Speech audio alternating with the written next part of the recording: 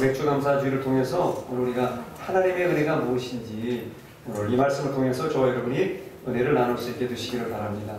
네, 오늘 말씀은 요셉에게 주신 하나님의 은혜가 무엇인가 성경이 말씀하고 있습니다. 여러분 요셉 아십니까? 요셉이 누구입니까? 요셉이라는 이름은 우리 이북에서 내려오신, 이북에서 피난오신 목사님들의 큰아들 대개 이름이다. 요셉이에요. 예를 들어서 박요셉, 김요셉, 이요셉, 정요셉, 한요셉 이렇게 식으로 해서 미국에서 피난오신 목사님들이 내려와가지고 지으신 이름들이 주로 요셉이 많더라고요. 그만큼 요셉이라는 이름이 좋아서 또 요한이라는 이름도 있는데 그 이름도 많이 있죠. 요셉은 누구입니까? 성경에 보니까 요셉은 야곱의 11번째 아들이었어요. 야곱이 12아들이 있었는데 그 중에 11번째 아들인데 요셉의 어머니는 라헬입니다. 라헬이 베냐민을 낳다가 마지막 12번째 아들 베냐민을 낳다가 라헬이 난산으로 죽습니다. 산모가 죽습니다. 그래서 라헬은 단명을 하죠. 창세기 35장에 기록되어 있습니다. 그러면서 마지막에 산모를 겪으며 그 라헬이 죽으면서 그 아들의 이름을 베노니라 불렀어요. 슬픔의 아들이라고 불렀습니다. 그런데 그것을 야곱이가 낳자마자 벤자민이라고 불렀어요. 벤자민 하면 많이 들리는 이름이죠. 뭐 벤자민 프랭클린 이런 사람들처럼 벤자민이 바로 베냐민이라는 뜻입니다. 근데 그 이름을 이제 기쁨의 아들, 하나님의 아들이라는 뜻으로 베냐민으로 고쳐 부르게 되었습니다. 그래서 요셉의 동생은 하나밖에 없는 베냐민입니다. 라헬의 아들 요셉과 베냐민. 그 요셉의 뜻은 그렇습니다. 하나님께서 더 주신다. 보너스로 더 주신다는 거예요. 플러스로 더 주신다고 하나님께서 말씀하신 거예요. 요셉은 어떠한 인물입니까? 성경에 보니까 창세기에 나오는, 성경에 나오는 위대한 인물 중에 한 사람입니다. 여러분 이스라엘의 믿음의 조상은 누구죠? 아브라함이죠. 창세기가 총 50장에 걸쳐 기록되어져 있는데 1장에서부터 11장까지는 창조의 역사가 기록되어 있습니다. 창조 역사가 기록되어 있는데 창세기 12장에부터 하나님께서 갈대아 우르를 통해서 데라를 부르고 하란을 통해서 그 아브라함을 부르시는데 창세기 12장에부터 25장에 걸쳐서 13장에 걸쳐서 아브라함의 역사가 기록되어 있습니다. 총 13장이 아브라함장이에요. 그리고 이삭이 나오고 야곱이 잠깐 나왔다가 들어가고요. 그리고 창세기 37장에서 50장까지 무려 13장에 걸쳐서 믿음의 조상도 아닌데 요셉이가 13장에 걸쳐서 성경에 기록되어 있습니다. 이삭과 야곱보다 더 훌륭한 사람으로 사실은 기록되어 있는 것이죠.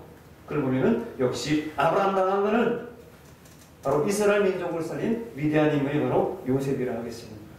그 요셉이가 어떠한 은혜를 받았는지 오늘 맥주 감사 지혜를 지키고 반년 동안 하나님의 은혜 가운데 고삼일 받은 저희들이 어떻게 감사하고 어떤 은혜를 받았는지를 깨달아야 될지를 우리가 요셉의 모습을 통해서 저와 여러분이 반면 교사로 삼으시고 이 하나님의 은혜에 감사하는 우리 모두가 될 수 있기를 축복합니다. 첫 번째로 그가 받은 은혜가 무엇입니까? 요셉은 어려서 일찍이 조실모했어요. 엄마를 일찍 잃어버렸어요. 왜? 동생을 낳다가 엄마가 죽었으니까.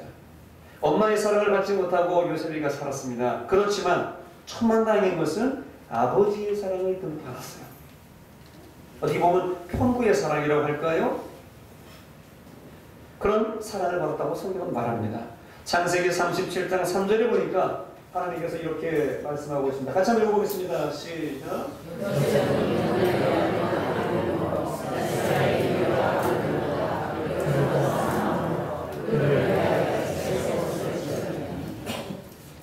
요셉이 엄마가 사랑을 받았듯이 요셉은 늦게 태어나서 그런지 아버지의 사랑을 듬뿍 받았어요. 그러나 형제들한테는 미움을 받았고요.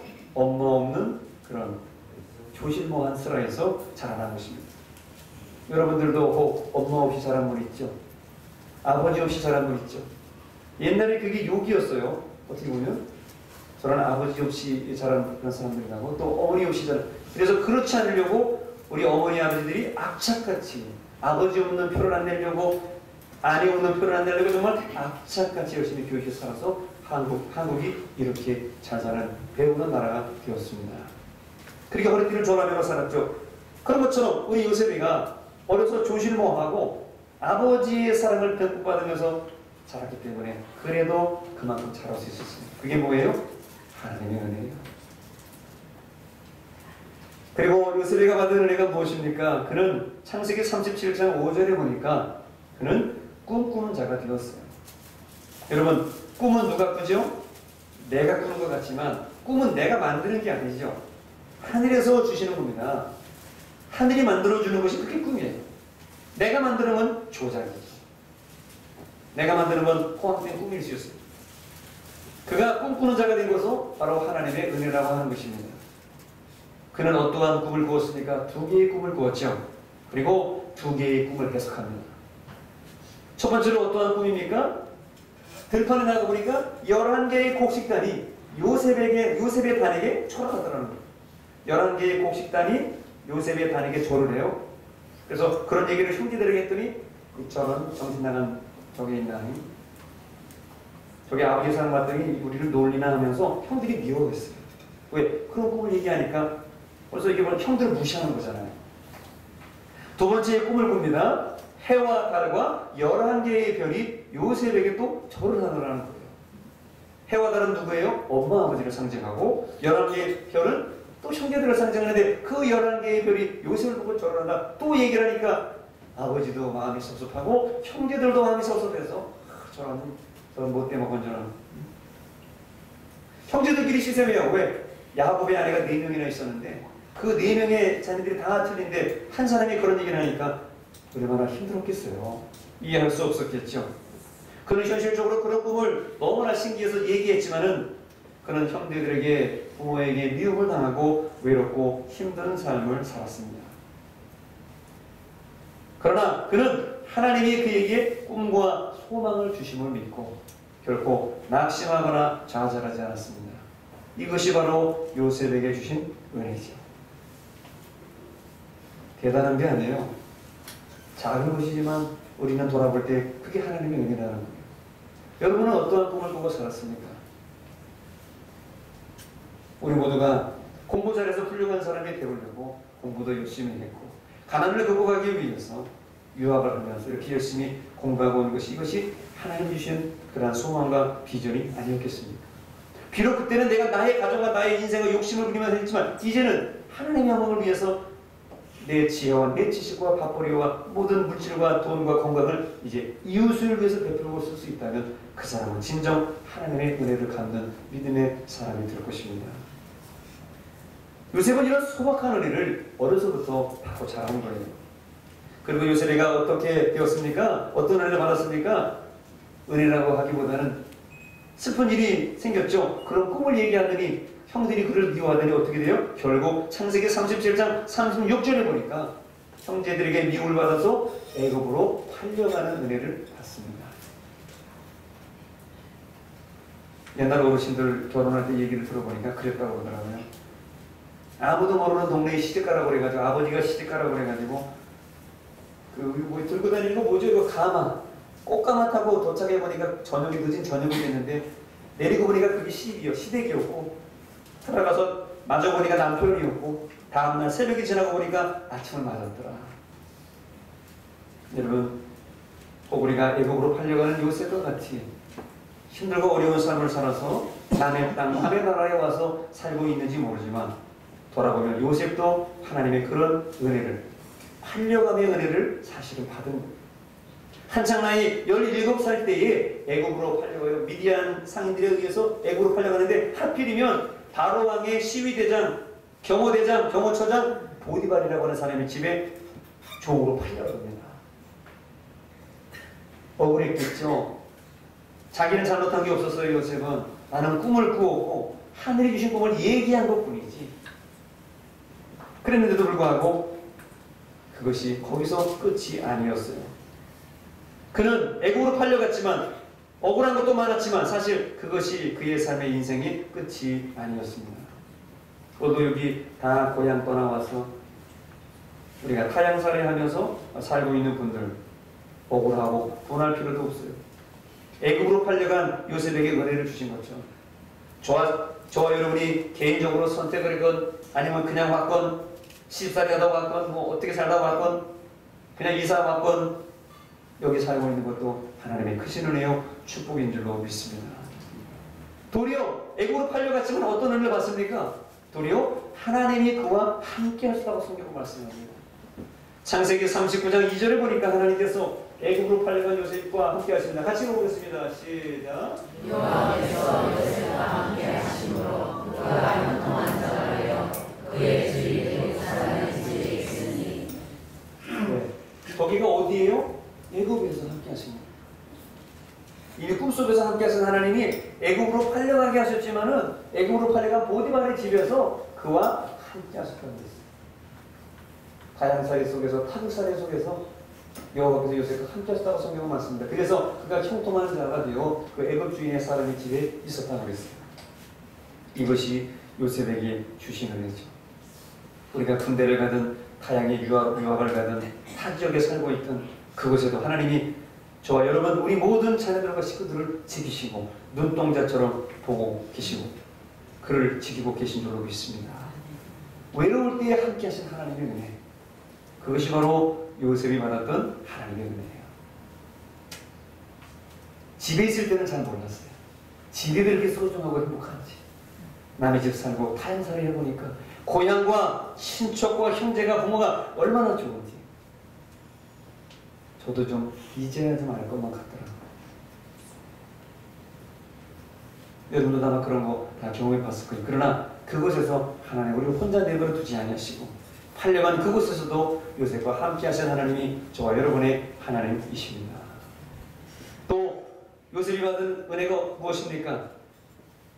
보디발의 집에서 근무를 잘하고 있었는데 드디어 보디발의 아내가, 이 아줌마가 젊은 청년,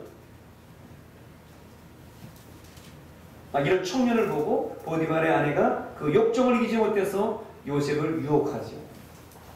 나와 함께 동침하자고 말합니다. 창세기 39장 10절에 젊은 남자 요셉을 그 보디발의 아내가 유혹을 합니다. 그러나 요셉은 그럴 수가 없죠. 하나님의 사람이고 다양살이 하면서 어떻게 될지도 모르고 주인이 아니기 때문에 그렇게 할 수가 없었어요. 그래서 뿌리치고 옷이 찢길 정도로 도망을 갑니다. 그때 도리어 보디발의 아내가 어떻게 합니까? 저 히브리 청년 요셉이가 와서 나를 겁탈하려고 해가지고 내가 소리 들었더니 저놈이 도망갔으니 또 어떡하요? 옥에다 집어넣으시오. 그래서 도리어 보디발의 그 시위대장의 옥에 도리어 갇히는 신세가 됩니다. 두 번째의 억울함을 겪는 것이죠. 꿈을 얘기했더니 형들에게 팔려서 애국으로 팔려왔는데 이제 그 자기가 섬기는 주인의 아내의 유혹을 물리쳤더니 도리어 성추행범으로 몰아가지고 자기를 옥에다 집어넣었어요. 그렇지만 성경 어디에도 요셉은 그 감옥 속에서 하나님을 원망했다는 구절이 한 구절도 없습니다. 그리고 낙심했다고 불평했다고 하는 기록도 없습니다. 그것이 뭐예요? 요셉에게 주신 하나님의 은혜죠. 뭐예요? 끝까지 가보자는 하나님의 은혜 앞에, 우리의 믿음의 성도 앞에 101번째의 신앙, 100%가 부족하니까 101%의 신앙으로 끝까지 하나님 인도하신 데까지 가보자고 버텼더니 결국 하나님께서 요셉을 쓰신 거 아닙니까? 마치 저 들판에 있는 질경이처럼 들국화처럼 밟히면 밟힐수록 더 강해지는 그러한 아름다운 삶을 사는 은혜를 받은 것이 바로 요셉에게 주신 하나님의 은혜예요. 오늘 여러분들도 세상에서, 직장에서, 친척에게서, 가정에서, 식구들에게서 때로 짓밟히기도 하고 모욕감을 당하기도 하겠지만 그것이 마지막이 아니라는 사실을 반드시 기억하고 하나님의 때에 여러분을 쓰실 것을 믿으며 하나님의 은혜를 간구하는 기다리는 여러분 되시기를 축복합니다. 도리어 그 보디발의 아내의 집에 들어가 그 보디발 아내의 욕을 물리치고 그 감옥에 들어가서 그 감옥 속에서 도리어 누구를 만납니까? 어떤 찬스가 나와요? 바로 왕의 신하들을 만나죠. 우리도 세상에 많은 사람을 만납니다. 군대에서 만나고 시집가서 사람 만나고 외국에 가서 유학 가서 만나고 출장 가서 만나고 교회 와서 만나고 이웃에서 이사 가서 만나고 먹다가 만나고 사 먹다가 만나고 시장에서 다 만납니다. 그런데 그 모든 사람들이 우연이 아니라는 거예요. 그 바로의 신하들 어떻게 왕에게 잘못 보여서 그 신하들이 감옥에 들어왔는데 그 신하들이 감옥에서 어떻게 해요? 어느 날 자다 보니까 꿈을 꾸는 거예요. 그 꿈은 누구를 위한 꿈이에요? 사실은 요셉을 위한 꿈을 꾸는 거예요. 내가 꾼 게 아니지만 그 신하들이 꾼 꿈이 요셉을 위한 꿈이 되는 거예요. 하나님께서 요셉에게 어떻게 해요? 그 신하들의 꿈을 해석해주는 은혜를 하나님께서 요셉에게 베풀어 주십니다. 그래서 술 맡은 관원장이라고 하는 사람은, 그 바로왕의 술 맡은 관원장은 나중에 복직을 하게 되죠. 그래서 감옥에서 멋있게 나갑니다. 그때 나가는 그 술 맡은 관원장을 요셉이가 손을 붙잡으면서 뭐라고 그래요? 술 맡은 관원장이요, 저 좀 끊어주세요. 나 보디만에 집에 팔려와서 나 추행한 것도 없는데 이렇게 억울하게 붙잡혀서 내가 이렇게 억울히 옥살인데 아재 먹는 거 살려주세요. 그래서 왕에게 얘기해 주시면, 그래도 왕이 나를 기억하면 살려주지 않겠냐고 한 번 부탁한다. 나 좀 꼭 기억해달라고 요셉에게 그렇게 인간적으로 술 맡은 관원장에게 사실 부탁을 합니다. 그런데 그 떡 맡은 관원장이라고 하는 사람은 그 꿈대로 새가 그 머리 위에 앉아서 머리를 쪼아먹더니 그 떡 맡은 관원장은 바로왕 앞에서 죽었어요. 근데 보세요. 하나님의 계획이 어떤지, 그 술 맡은 관원장이 나갔어요. 나가는데 그 술 맡은 관원장이 요셉을 기억했습니까? 안 기억했습니까? 기억했으면 요셉에게 나오진 않죠. 안 기억했기 때문에, 그를 무시했기 때문에 그는 억울하게 2년을 더 옥살이를 합니다. 그런데 그 억울하게 2년을 옥살이를 하면서 하나님의 때를 기다리는 요셉 어떻게 해요? 하나님 원망하지 아니하고 또 기도하면서 하나님과 함께하는 삶을 삽니다. 그리고 더 인정받고 거기서 더 많은 언어를 익히고 더 많은 문화를 익히면서 애굽의 정치와 경제와 문화를 익히며 언어를 익히면서 훈련을 받죠. 그리고 결국 어떠한 찬스를 잡게 됩니까? 어떠한 은혜를 받게 됩니까? 그는 바로왕의 꿈을 해석하는 은혜를 받게 됩니다. 그까지 술 맡은 관원장, 그분이 아니라, 그 사람이 요셉의 문제를 해결해 주는 게 아니라 그 나라의 최고 권력자인 바로왕 파라오의 꿈을 해석함으로 창세기 41장에 보니까 요셉이 바로왕의 꿈을 해석하는 능력을 하나님께서 그에게 베풀어 주십니다. 여러분, 조그만 복도 물론 좋지만 큰 복을 받는 저희들이 되게 되겠어요. 작은 찬스 잃어버렸다고 속상해하지 말고 큰 찬스가 오게 될 것을 믿으시고, 나에게도 바로왕 같은 사람을 만나서 큰 꿈을 해석하고 큰 빅 이벤트를 할 수 있는, 놀라운 홈런을 칠 수 있는 아름다운 때를 저에게도 허락해 주실 줄로 믿습니다. 여기 있는 손들 드시기 바랍니다. 그래야 그걸 참을 수가 있습니다. 바로왕의 꿈을 해석합니다. 바로왕의 꿈이 뭐예요? 7마리의 아주 풍성한 하면서 7마리의 파로한 소가 나왔는데, 이게 뭐예요? 7년 풍년, 7년 흉년이 온다는 거예요. 풍년이 먼저 온다는 거예요. 인생이 이런 거예요. 성공이 항상 먼저 와요. 그러다가 한번 꼬꾸라지고 넘어지면 그때 다시 돌아보면서, 아, 내가 자만했구나, 내가 막 살아왔구나 깨닫는 게 인생이에요. 7년 풍년, 7년 흉년. 여러분은 풍년을 준비하는 것도 중요하지만 7년 흉년을 준비하는 지혜가 있는 것이 이 현명한 사람입니다. 바로의 꿈을 해석해요. 이게 뭐예요? 바로 하나님의 결정적인 은혜가 때와 장소에 딱 기반한 거예요. 그래서 요셉을 보고서 건져내죠. 그리고 그를 무엇으로 만듭니까? 애굽의 총리, 프라임 미니스터가 되게 만드십니다. 대통령 다음가는, 왕 다음가는 그런 애굽의 총리가 되게 하십니다. 그때 그의 나이가 몇 살이에요? 30세. 13년 만에 애굽의 모든 문물과 풍문을 익히고 언어를 익히고 기도하고 훈련받으며 30살에 애굽의 총리가 됩니다. 술 맡은 관원장의 얘기로 복직해서 나갔다면 그런 애굽의 총리가 될 수 없었어요. 하나님의 스케줄은 그게 아니에요. 하나님의 스케줄은 그런 술 맡은 관원장, 그런 조그만 거 거기에 얽매이는 게 아니에요. 여러분도 조그만 거 속상한 건 버리시기 바랍니다. 하나님의 크신 돈이고 축복을 원하면서 그건 다른 분에게 맡기고 하나님의 영광의 큰 것을 위해서, 정말 큰 일을 위해서 기다리고 정말 하나님 앞에 겸손히 엎드려 기도할 수 있는 그런 분이 되시기를 바랍니다. 그 조금 대접받는 거 좋아가지고, 조금 박수 받는 거 좋아가지고, 그런 게 인간의 욕심이지만 그걸 내려놔야 큰 문이 된다는 거예요. 창세기 41장 41절 하나님께서 이렇게 애굽의 총리를 지명하세요. 다시 보겠습니다. 시작. 바로가 또 요셉에게 이르되 내 아들을 온 나라의 총리가 되게 하라. 바로왕이 이렇게 요셉의 그 꿈 해석을 듣고 나라의 모든 정치와 경제를 맡기는 거예요. 이런 기적이 요셉에게 일어난 거예요. 하나님의 은혜죠. 그리고 요셉이 받은 하나님의 평범한 은혜가 또 무엇입니까? 오늘 45절 말씀을 보니까 그가 여자를 맞아 아내를 맞아 결혼을 합니다. 여기는 우리 남자 되신 분들 여자하고 결혼했죠. 자식 낳았죠. 할머니 할아버지 됐죠. 아내 된 여자에게 감사하시길 바랍니다. 저 어디에 계신 집사님 아내하고 결혼하고 감사하시죠? 일부 때는 대답을 크게 하시더라고요. 속으로 기분 나쁘도 대답을 크게 해야죠. 여러분, 요셉이 애굽에 내려가서 아내를 여자를 만나서 결혼을 했어요. 여러분 물어보겠어요? 여러분의 딸이 외국 남자, 미국 사람, 영국 사람 들여오면 결혼 쉽게 시킬 것 같아요? 못 시킬 것 같아요? 못 시키죠. 물론 지금 여중에는 그 외국 사위들을 보는 사람도 있고 외국 며느리를 보신 분도 혹 있어요.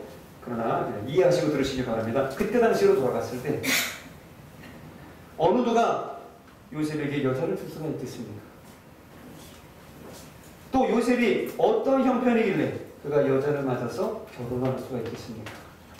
그렇지만 바로왕의 특별한 명령으로 그것도 온의 제사장 보디베라의 딸 아스나와 결혼합니다. 저도 이제 결혼을 해서 자식을 낳고 이렇게 살아보니까 부모 되기 때로 부끄럽기도 하고 자식 앞에서 부끄러울 때도 있더라고요. 여러분 엄마 아버지 된 거 준비 잘해서 엄마 아버지 된 사람이 있어요? 할머니 할아버지 준비 잘해가지고 할머니 할아버지 그걸 잘하는 할머니 할아버지 여기 있어요? 없어요. 다 부족해요. 아빠라고 불러주는 자식을 보면서 내가 실용생활은 잘하고 있는지 회사 생활과 가정 생활은 잘하고 있는지 사회적인 지도자로 잘하는지 때로는 때 부족한 게 많아요. 여러분 다 마찬가지일 거예요. 요셉은 지금 부모 없는 형제도 없는 이 타향살이 속에서 바로의 꿈은 잘 해석했는지 모르겠지만 부모 없는 형제 없는 이런 외로운 삶 속에 스스로는 자가 결혼을 할 수 없는 그런 처지예요. 그런데 왕의 특명을 받아서 아스나시라고 하는 제사장의 딸과 결혼을 했어요. 수준 높은 가문의 딸과 결혼을 했어요. 이게 요셉에게 주신 하나님의 평범한 아니 특별한 우리에게 주실 만한 그런 은혜 아닙니까? 여자분들하고 결혼하신 남자분들이요 오늘 아내 되신 분들에게 감사하시고 낚지 못난 사람과 우리 집안에 와서 열심히 살아준 여자와 아내들에게 감사할 수 있는 요셉 같은 여러분 되시기를 축복합니다. 뿐만 아니라 여자들도 남편들 무시하고 자기 수준이 그런지 모르고 내 남편은 나하고 수준 남았다고 생각하고 남편 무시하고 그렇게 생각하면 그 여자 교만한 사람이에요. 자기 수준이 그래서 그 남자 주신 거예요. 하나님이 남편을 존중하고 남편을 사랑하고 남편을 머리로 알고 여자를 목으로 하려고 그러잖아요. 목 없는 머리도 없고 머리 없는 목도 없어요. 우리 여자분들도 자기 남편 주신 것을 감사하고 내가 결혼해서 자식 낳고 이렇게 오늘까지 살아온 것도 감사하지. 그런 아름다운 하나님의 은혜가 여러분에게 충만하게 되시기를 축원합니다. 이것이 요셉이 받은 은혜였어요. 우리 교회 우리 청년들 하나님 주신 남자 여자 잘 만나서 아름다운 때와 계절 속에 잘 결혼하고 감사하는 축복이 있게 되시기를 축원합니다. 그리고 요셉이가 받은 은혜가 무엇인가? 오늘 51절 52절에 보니까 요셉이가 두 아들을 낳았어요. 시댁 식구는 아무도 없어요. 시댁 식구는 요셉밖에 없어요. 처갓집만 있는 거예요. 그렇지만 그는 두 아들을 낳았습니다. 51절 52절에 므낫세와 에브라임을 낳았습니다. 자식 낳은 것도 얼마나 감사합니까? 우리 뭐예요? 저절로 임신된 게 아니에요. 저절로 내가 생명 가진 게 아니에요. 하나님이 축복 주신 줄로 믿습니다. 그 장남을 낳았어요. 그 장남의 이름이 뭐예요? 므낫세예요. 그 뜻이 뭐예요? 고난을 잊어버리게 하신다는 거예요. 애굽에 와서 타향살의 타국에서 억울한 옥살이 2년의 옥살이 그리고 결혼해서 살지만 시댁은 없으니까 부모 형제가 없으니까 처갓집 눈치도 보지 않겠어요. 그러면서 그 아버지 집의 일도 잊어버리고 그 집안 그동안의 고난의 모든 팔려온 신세의 슬픔을 다 잊어버리는 그런 아들이 되겠다라고 아들을 모나세라고 지었어요. 두 번째 아들을 낳습니다. 차남 에브라임이라고 지었어요. 그 이름의 뜻이 뭐예요? 이제는 내가 이 수고한 고생의 땅에서 번성하게 하신다. 하나님께서 나를 번성하는 축복을 주신다. 그렇게 이름을 좋게 잘 지었어요. 고생 끝 행복 시작이죠. 그래서 결국 요셉의 이 두 아들은 어떻게 되었습니까? 이 둘은 이스라엘의 12지파에 소속하게 됩니다. 요셉은 빠졌지만 이스라엘의 12지파에 소속하게 돼요. 나중에는 에브라임이 더 큰 축복을 받죠. 왜요? 그 이름이 좋아서. 그 이름이 하나님께서 번성하게 하신다는 뜻으로 그 좋은 이름을 줘서 에브라임이 복을 받아요. 야곱이가 죽을 때 눈이 멀게 되는데 나중에 요셉이가 아버지 데려가죠. 이스라엘 야곱에게 데려가죠. 아버지 우리 큰아들 모나세 작은 아들 에브라임 왔어요. 아버지 축복 주세요. 그랬더니 야곱이가 이스라엘이 죽기 전에 눈이 멀었는데 어떻게 해요? 손을 엇갈려서 축복을 합니다. 왼쪽엔 에브라임, 오른쪽엔 모나세. 왜요? 아버지 이쪽이 큰아들인데요. 나도 안다. 왜요? 하나님이 이름 좋은 사람에게 축복해 주시는 거예요. 믿음 좋은 사람에게 축복해 주시는 거예요. 모나세는 뭐예요? 아버지의 일이나 집의 일이나 다 잊어버리겠다는 그런 거. 그거보다는 하나님께서 번성하게 하신다는 그 이름 따라서 에브라임이 더 큰 축복을 받습니다. 그리고 끝으로 요셉이가 받은 하나님의 은혜가 무엇입니까? 오늘 56절, 57절에 보면 그는 지혜롭게 애굽의 총리가 되어 풍년과 흉년을 잘 대처하여 나라를 살리고 백성들을 잘 먹여 살립니다. 이게 뭐예요? 하나님의 은혜죠. 요셉이가 능력이 있어서가 아니에요. 요셉이가 좋은 대학, 좋은 학벌을 가져서가 아니에요. 좋은 스펙이 있어서가 아니에요. 하나님 주시는 지혜로 대처인들이 나라를 다스리는 그런 정치의 그런 인사이트도 생겼고 백성을 사랑하는 마음도 하나님이 주셨어요. 요셉의 공로와 노력이 아니라 하나님의 크신 은혜인 줄로 믿습니다. 우리도 지난 인생 짧았던 지나간 50년, 60년, 70년, 80년의 생애를 한번 돌아보시기를 바랍니다. 우리도 어떻게 살아왔습니까? 내가 잘한 줄 알고 경고망망하면서 우리가 살아왔던 지난날의 부질없던 세월도 많이 있었죠. 그러나 돌아보면 하나님의 은혜로 살아왔음을 고백할 수밖에 없습니다.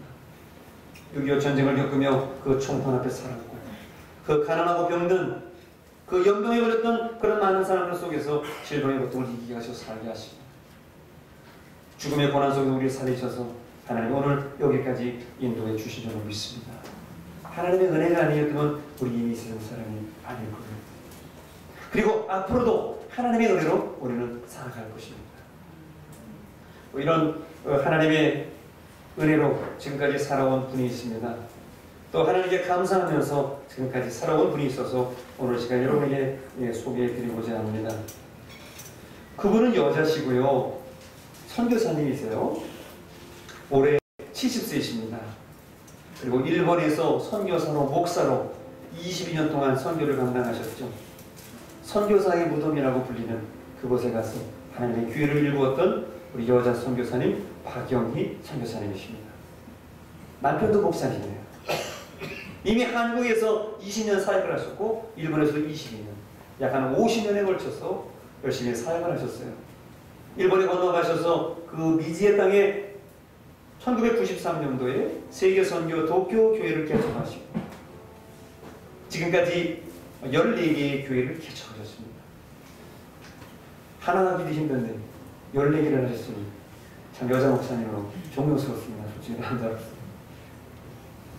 지금 15번째 교회를 개척 준비 중이시라고. 일본에 10개의 교회를 개척을 했고요. 미국에 2개, 중국에 2개 교회를 개척했다고 합니다. 그러면서 최근에 70년의 생을 정리하면서 자기의 인생의 간증집 동경의 십자가 열방을 품다는 책을 내셨죠. 참 책 내시는 분들 보면 참 존경스러워요. 우리는 쓸 말이 없을 것 같아요. 그분의 간증입니다. 그 선교사님의 간증입니다. 선교사님은 서울 청량리에서 출생을 했어요. 아버지는 서울 사람이고 어머니는 이북에서 피난 나온 그런 이북 여자입니다. 집은 어려서부터 부유했다고 그래요. 아버지께서 사업을 열심히 하셔가지고 부유하고 돈도 잘 벌고 또 아버님이 큰 뜻을 가지고 계시고 똑똑하시는지 자식에게 큰 비전을 주시려고 박사되라고 그러고 공부하라고 그러고 유학가라고 그렇게 항상 아버지가 얘기했다는 거예요. 아버지께서 교육에 관심이 많아가지고 장학사업에 장학금도 많이 해주시고 돈 없는 사람 돈도 많이 꿔주시면서 큰 일을 많이 하셨더라는 거예요. 이 선교사님이 어렸을 때 남동생이 하나 있었는데 그때는 여러분 잘 아는 대로 아까도 우리가 얘기했지만 이 연병이나 뭐 이런 요즘 말로 콜레라고 장티푸스 이런 걸리면 다 죽었고 그런 거 많잖아요. 그죠? 열병으로 동생이 먹지도 못하고 열병으로 죽었다는 거예요. 근데 참 희한한 게 집은 부자인데 집은 부자가 먹을 거는 늘 넘치고 바나나도 많고 뭐 여러 가지 뭐 카스타도 있고 집이 그렇게 먹을 게 많음에도 불구하고 본인은 늘 먹지 못해서 몸이 약해요. 이게 무슨 아이러니입니까? 우리는 먹을 게 없어서 열심히 먹었는데 제가 가끔씩 껌을 씹고 이렇게 껌을 버릴 때 우리 딸들에게 말합니다. 야, 너희 껌이 얼마나 중요한지 알아?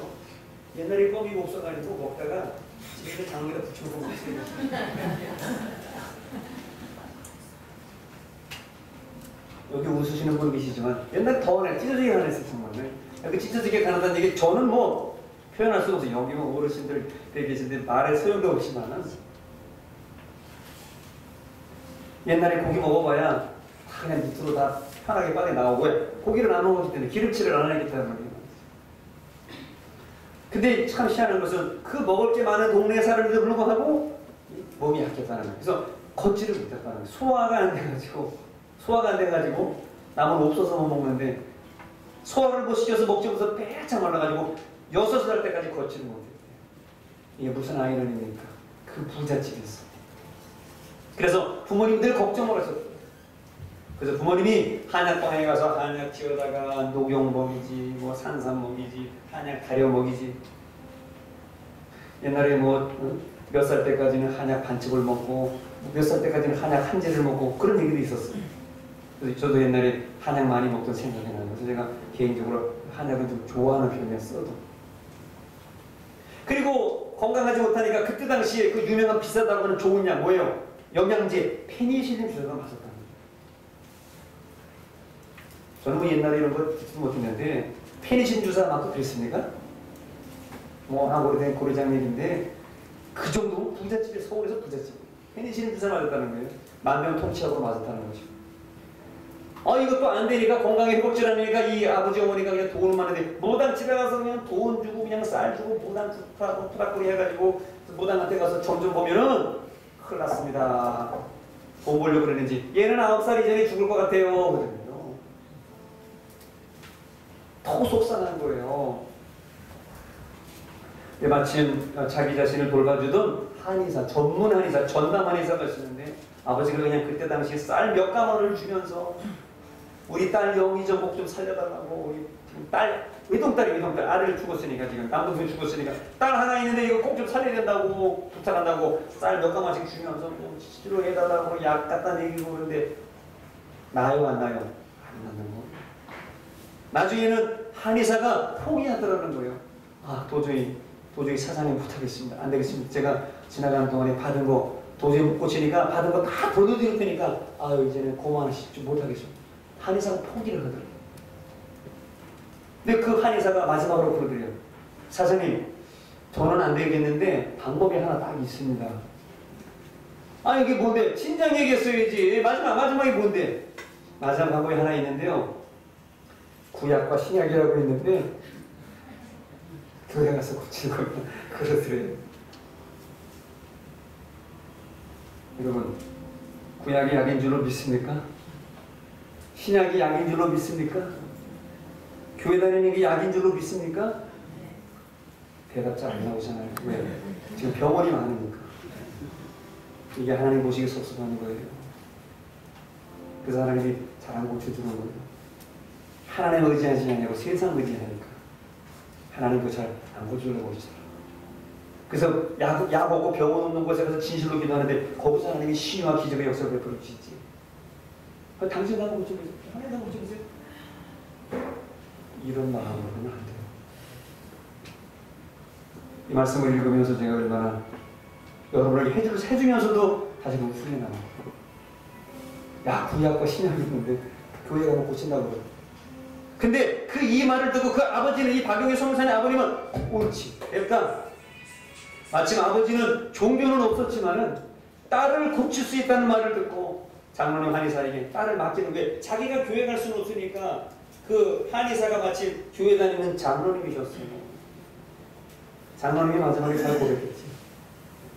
그래도 고백이 됐으니까 감사하지.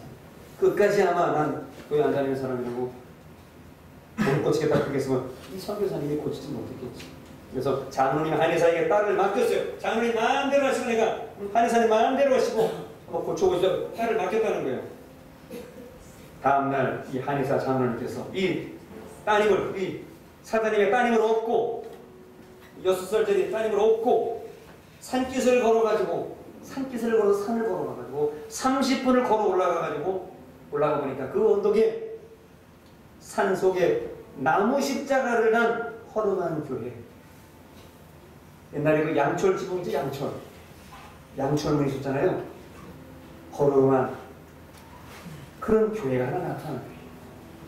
그 장로님에서 내려놓고 그 허름한 교회에, 우스캔 같은 그런 허름한 교회에 들어가 보니까 그 요만한 교회에 초등학생부터 코치질을 하는 초등학생부터 애들부터 생겨서 아줌마들이 그 안에 한 100여 명 정도가 모였더니 처음 가보는 교회예요.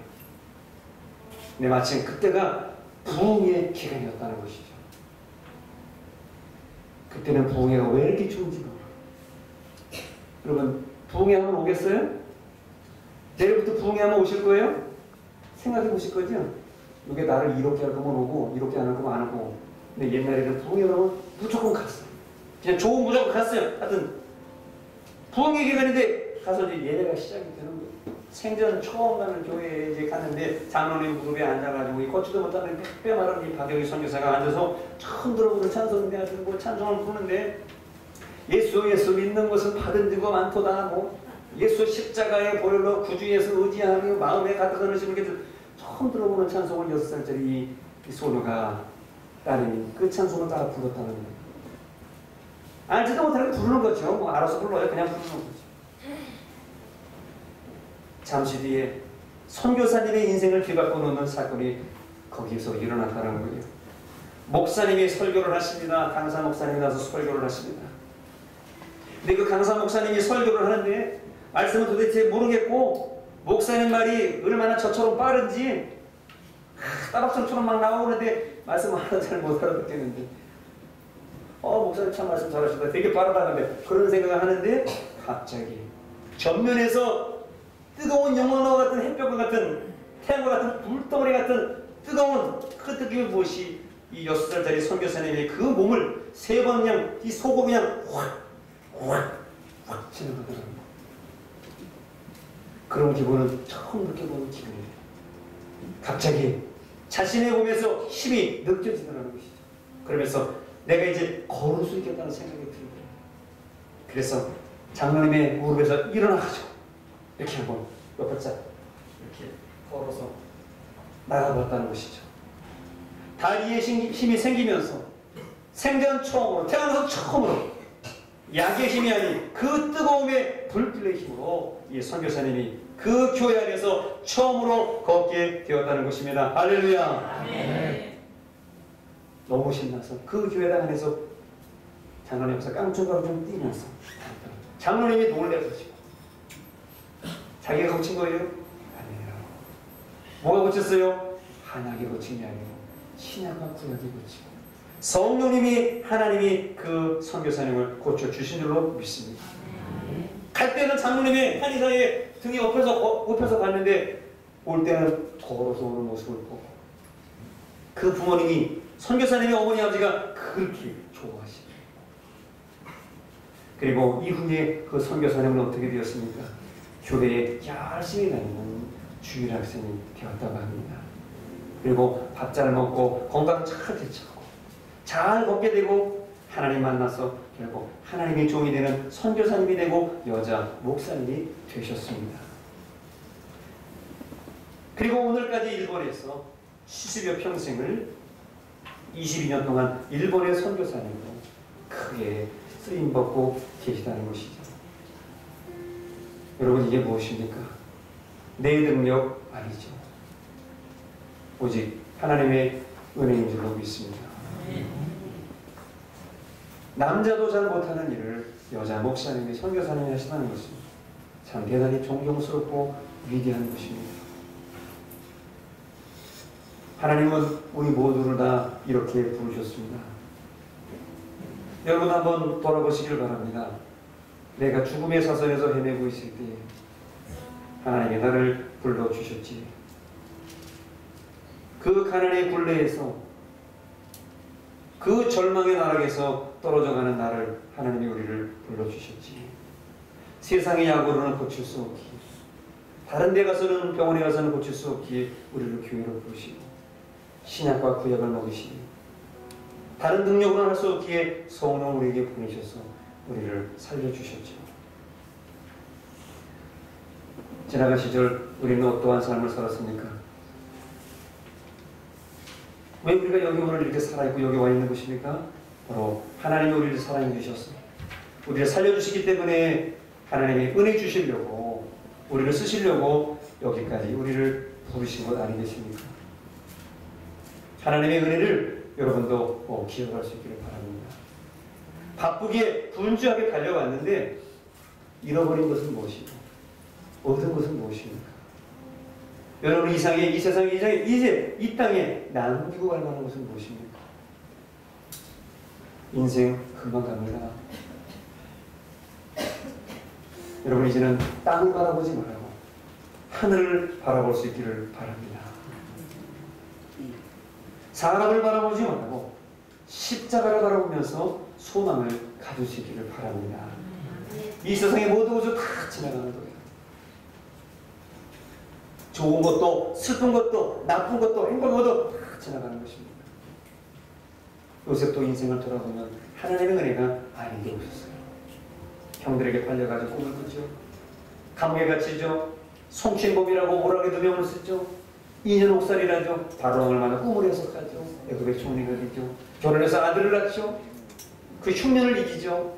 나중에 야곱과 그의 어머니들과 그 형제들을 다 봉양하면서 그 70여 가족을 고센 땅이라는 곳에서 다 먹여 살리면 이스라엘이 그리고 200만 명이 나중에는 모세를 통해서 출애굽을 하게 되죠. 이게 하나님의 스케줄이에요.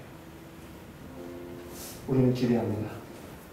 우리 주님의 교회에서 믿음 좋은 성도가 많이 나왔다는 소문이 나기를, 우리 주님의 교회는 좋은 말씀, 사람들하고 믿음의 사람들하고 하시는 말씀만 선포되는 교회라고, 그런 좋은 소문나는 교회가 되기를 간절히 소망합니다. 지금까지 함께 하신 하나님 아버지 그 크신 은혜를 기억하시고 이 맥주 감사주일에 하나님께 감사하시는 여러분 되시기를 바랍니다. 세상에도 오피스 스쳐도 인연이라고 말합니다. 우리는 한 교회에서 한 수밥을 먹고 기도하며 힘든 인생의 요정을 걸어가고 있습니다. 누구를 뭐라고 원망하기 이전에 감사하며 여러분을 살리신 하나님을 기억하는 여러분이 될 수 있기를 바랍니다. 우리같이 못난 인간, 우리에게 함께 하셔서 하나님 독생자를 주시고 또 우리를 그냥 내팽개치지 않으시고 또 깨닫게 하시고 또 하나님께 감사하시는 마음을 주신 것도 이것은 하나님의 기적입니다. 이런 은혜를 깨닫고 남은 인생, 남은 후반 기도 인생을 잘 할 수 있는 우리 조화 여러분들, 우리 모든 가족들, 성도 다 되시기를 우리 주님의 이름으로 간절히 축복합니다.